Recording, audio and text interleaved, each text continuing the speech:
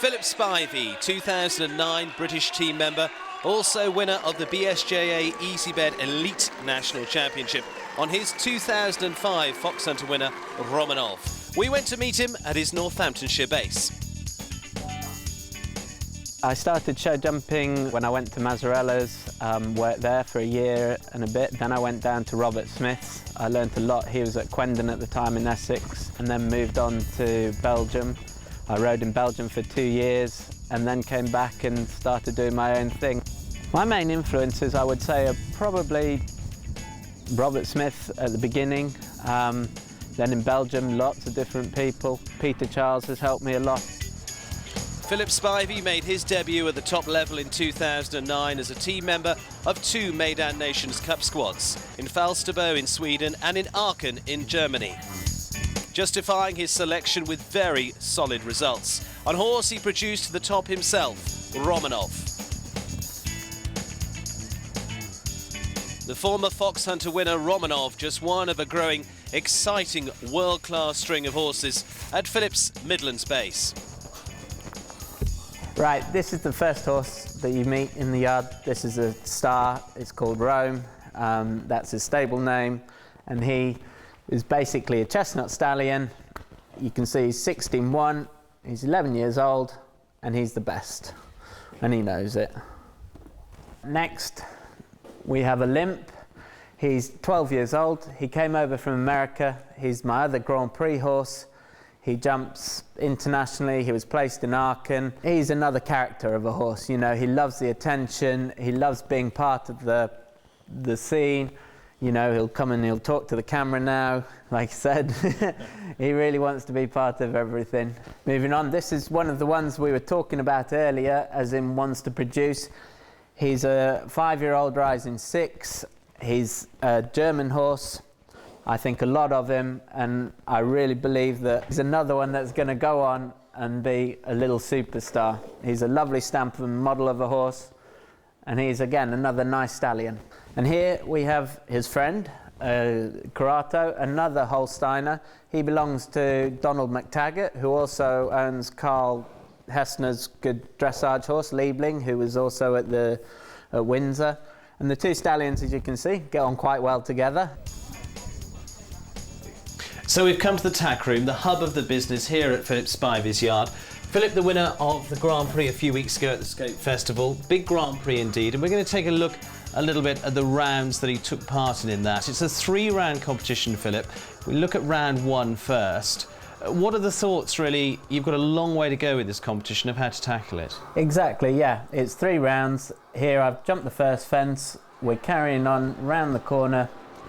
You know, you're just thinking to yourself, let's just get into rhythm here, let's keep it smooth, and let's make sure that we get it clear to begin with. Do you, when you walk the course, look for specific parts that are going to cause you a problem, if you like, or do you just treat it all in the same way? I think definitely you know your horse, you know what might or might not cause you a problem. Here I came inside the fence, some went around. I know that my horse is careful to a vertical, so I can save time there, and it keeps him a little bit balanced. Here we jump the big double, coming out of that. You also watch other riders. Now I saw a lot of riders, you'll see in a minute, a big wall plank thing that caused a lot of problems, and I was very wary of that. Here we jump through down the line there.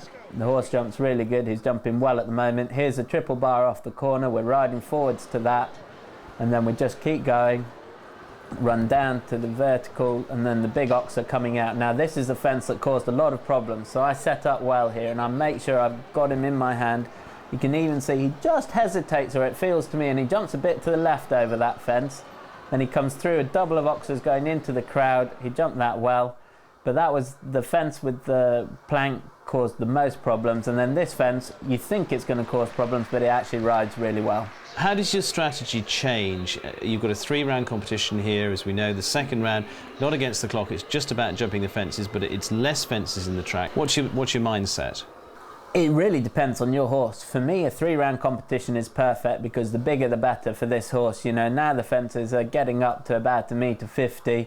I know my horse is capable of that. He's not the quickest horse in the whole wide world, so to me, if you go 3 rounds, it's going to take a few more out of the competition and it's going to suit my horse down to the ground. So I just use all his scope there, we jump round it, and now you have to start to think about this final round and how quick or not quick you can and can't go. Mentally, you know, you're a pretty relaxed guy. Do you go into a zone in the jump off? What are your thoughts? Definitely. I mean, I looked at the track and I thought there wasn't a whole lot of places where I could go any quicker than anybody else. It was more a question of trusting your horse, turning up to a fence, and again, just using his carefulness and scope. I was second to go, Laura was first to go. I watched her, she went very quickly. I just thought, well, it's all or nothing really. Once you're into that final round, there are only 5 riders in it, so you're going to get placed. And, you know, we really just concentrate on turning, and just trying to keep it as smooth as possible. Well, here's the second of the Horse and Hound Foxhound winners. That last round's going to be hard to beat. I mean, I set sail, jumped the first, spun back to the second. The third was a double. They're pushing. Tracy Forrest Romanoff. There was 2 big oxes to jump. He's come inside. Come on, Philip. He's got to be up on time. And he jumped them fantastic. Asking everything now. He's got to be really at the angle here. That funny plank wall thing, I angled that and then came to the last. One left to go. Look at that. Wow. Unbelievable.